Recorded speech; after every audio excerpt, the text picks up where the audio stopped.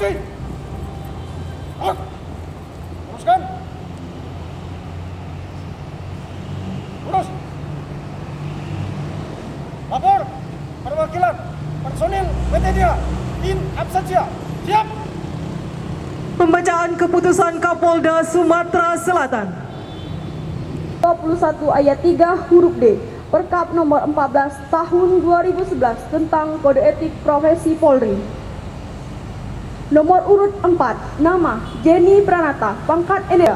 Pemberhentian anggota Polri, Junto pasal 21 ayat 3 huruf 2003. Pemberhentian anggota Polri, Junto pasal 7 ayat 1 huruf M pasal 3, pangkat NRP Bribda 941000846 melanggar itu Iskandar, Bribda Opni Yanda, dan Bribda Jenny Instruktur Polri yang terus berupaya membangun kepercayaan serta bertugas secara profesional, transparan dan akuntabel, namun dikotori dan dirusak oleh oknum yang tidak bertanggung jawab, tidak disiplin. Jangan lupa subscribe, share, komen, dan like ya.